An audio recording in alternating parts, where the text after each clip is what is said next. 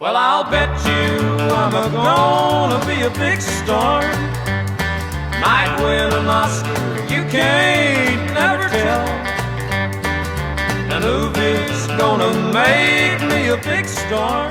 You're watching the C-Spine Show. I'm Dr. Craig Callewart. Please like, follow, and subscribe. Good afternoon. Today we're going to talk a little bit about neck and back pain because it affects nearly everybody in the United States at some point in life, although less than 1% of the population becomes debilitated by such kind of pain. And what's interesting about a pinched nerve in the neck is sometimes it shows up just as a headache, or it sometimes shows up as numbness and tingling in the face, and people think they're having a stroke. If the fourth nerve in the neck is pinched, it many times shows up as chest pain, and people think they're having a heart attack. So it's actually one of the more common reasons people visit the emergency room is for a pinched nerve in the neck that is referring itself to the chest.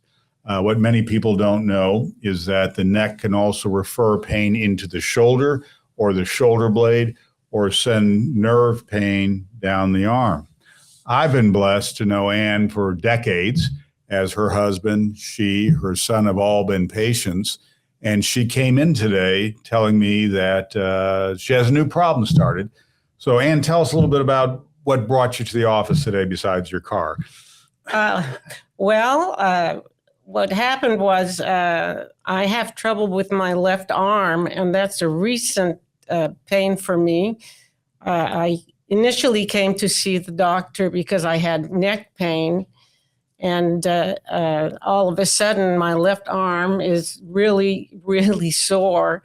I can't sleep well at night, and it even bothers me during the day, and I get this pain that's coming from the shoulder all the way down to the hand.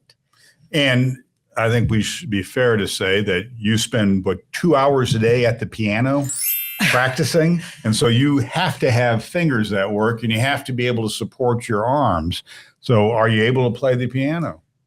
Hardly like I'd like to. I used to play 3 hours a day, and now I can barely make 2. And when I do, as soon as the pain comes, I have to stop, and I'll take a break of 10 minutes or 15 minutes even. But it's really put a damper on my piano group, which I love, because I can't play the way I used to. And you have an event coming up that you're practicing for, right? Yes, I'm practicing a Rachmaninoff transcription, and it's a hard piece, probably too hard, because now I'm faced with a deadline, and I can't put as much time as I'd like to.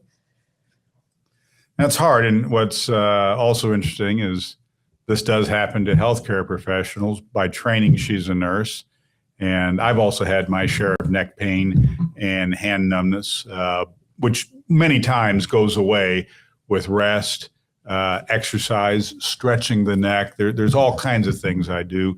And as my business name implies, we do quite a bit of rehabilitation. 9 out of 10 patients that I see can solve their problem, or at least make it much more manageable with medications and physical therapy and stretching and whatnot.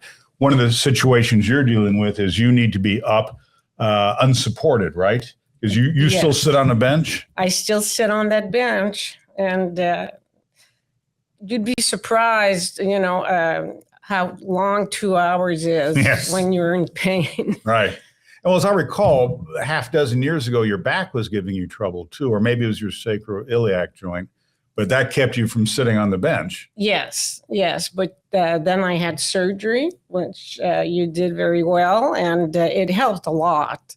But it can only help so much. Right. That's the thing. So you still use a pillow sometimes, right? I sure do. On the bench.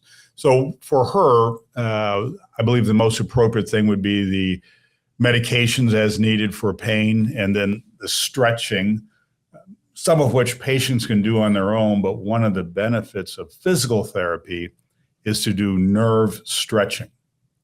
And as we turn our heads, as we reach, the nerve in the neck coming down the arm has to slide in and out about 1.5 inches. And physical therapists like to call this nerve flossing. It's like dental floss. Instead of going between the teeth, we're going in and out of the neck. One of the benefits of physical therapy is that a therapist can stretch the nerve in a way that a patient can't. Because if a person tries to stretch, you have to use your own muscles.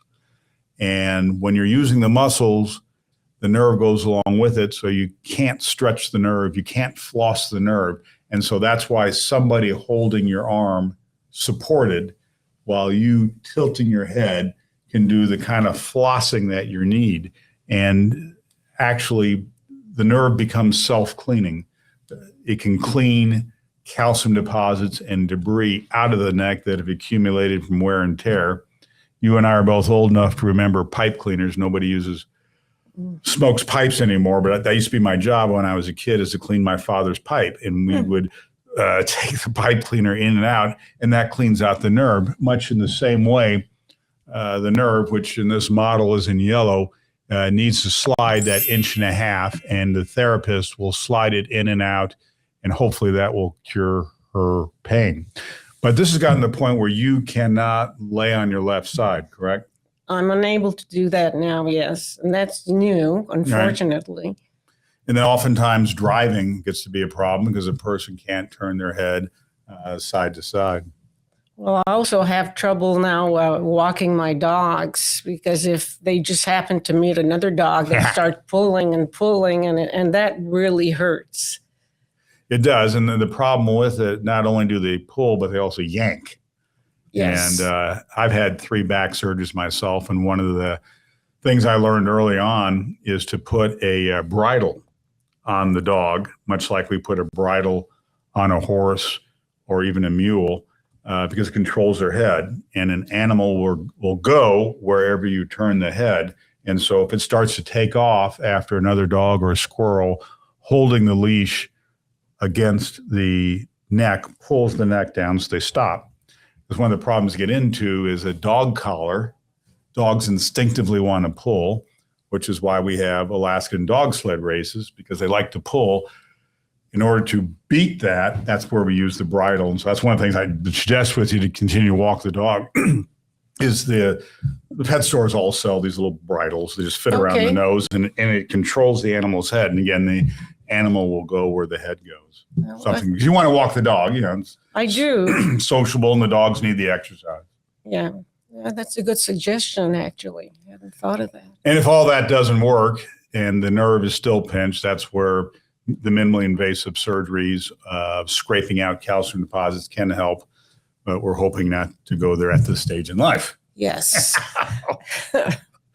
Wayne was kind enough to come in today to tell us a real life story of how a pinched nerve can refer into the shoulder and down the arm and cause problems. The other thing it does also, surprisingly, is causes balance troubles, because if a person can't turn their neck to react to a noise, they go stop halfway, and yet the inner ear is still expecting the accommodation of it turning all the way, and it causes balance troubles. And so falling gets to be a real problem in more advanced cases, not like yours. Well, I didn't tell you that earlier, but I do have balance problems now. Put that in her medical record. Okay. No, but that gets. But I've noticed that. No, all of a sudden, I start wobbling to one side or the other. More technical is that the pinched nerve then does not allow the hand to communicate with the brain, so it doesn't quite know where the hand is, and that in itself causes clumsiness and balance troubles, and people knock things over. But just because that's a two-way communication between the hand through the neck into the brain and vice versa. So it says move 3 inches this way. If you don't actually move 3 inches that way because of a slow transmission of electricity to the nerve, then the hand gets clumsy and knocks things over. Let's not do that. Thank you very much for your time. You're very welcome. And it's a pleasure. I hope you will watch us on the C-Spine Show. Please like or subscribe. You're watching the C-Spine Show. I'm Dr. Craig Callewart. Please like, follow, and subscribe. Well, I'll bet you I'm gonna be a big star. Might win an Oscar, you can't never tell. The movie's gonna make me a big star, 'cause I can play the part so